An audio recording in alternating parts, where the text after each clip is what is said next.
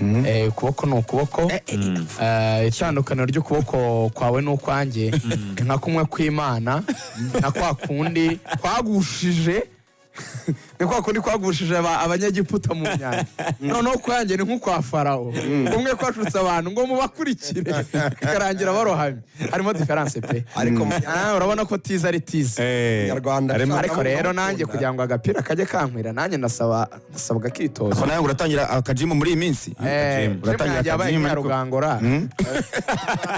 ko Rugangora aguze imyenda none ya siporo ntabwo yabeshye yari yiguze gusema ari yambaye imyenda ya ariko icyo yayiguriye ni iki no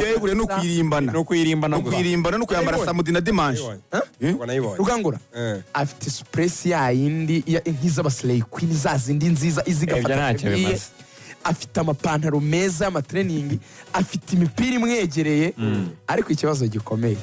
aho uruzingiye ni hamwe afite umushuti witwa Bob ngo ashatse kumutera courage ngo agiye muri tize muri gym Bob utera umupampe wariko Bob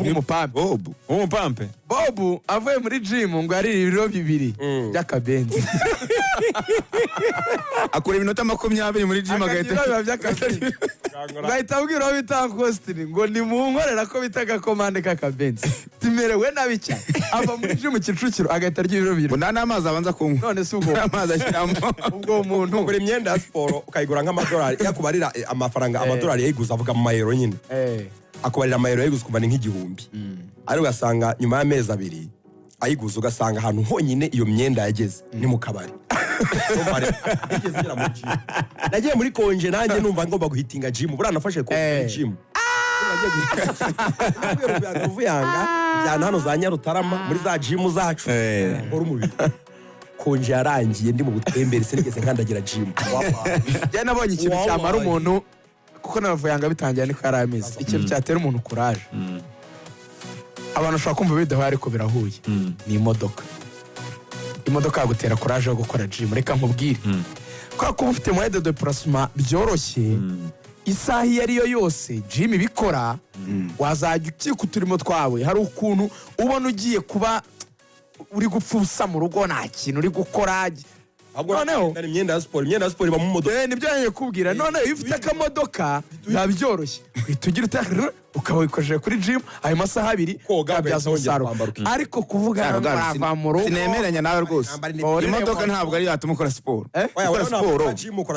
gukora siporo nko kwijena ni ukwiyima wa mwanya wumva ko ushaka kuwuryama ukumva ko ugomba gukora siporo kandi kugira resistance wowe iyo uvuze ngo kugira unzakora siporo ni logique ibintu uvuze nibyo by'imodoka arimo gake bagenda imyenda yaje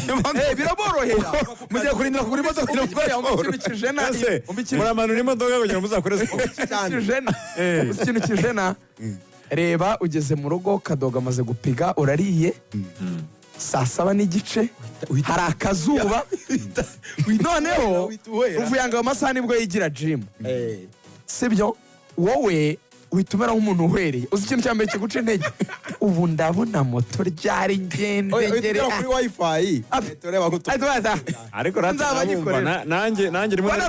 iyo nazanye imyenda Ruvuyanga imodoka iramufasha akenshi niyo adafite imodoka ye aba ari kumwe na Fred mu China akamudeplasa akamugezayo agakora akona kuna akora amasaha agoye agataha nyuma yitahanye ariko agakora imodoka irafasha wa muntu hari ukuntu akaningenze muri hari umuntu ejo wundi wancarengenze ni nambonye andi kumwe nambonye namwe ati Rugaju birarambiranye kuri modoka ntibizarenze mu kwezi kwa mbere ndambwane nibyo pe birumvikana arambwa ati ariko ubundi ubayitekereza nk'iki ndabana irumva ni imodoka abantu bavuga ko bibahisha umuntu arambwa atoya imodoka ni moyen de transport icyubahiro ugisanganwe iyo uri imbwa iyo umugabo uri we imodoka ni moyen de transport kandi uragenda ntabwo urwaye ntabwo uryamye mu gitanda umwaka wose ese kugenda ukeneye nyine transport ngibyo ngo contract ujya ngo kunegosiya ngo akabona urufunguzo nase wageraho kunegosiya udafite icyo negosiya yarambwa ati ntago ari iby'icyubahiro ni transport urekeneye yigurire kugendamo nibyo rero twe bitujena ntabwo ubona kugenda cyane ariko warantengushye Rugaju ahantu Lorenzo yakweretse ko ari fit kukurusha uriya ntugire ngo ntiwantengushye Lorenzo aravuga ati ngiye kuzamura aka kaguru yo kuzamura aka kaguru ibiryo Lorenzo arya n'abafite nkawe abantu mbere yanjye Musanze bari ibirayi nirira akanusu ako koko Shaibe naho ndi reka tubabwire icyo tubazaniye muri urubuga rw'imikino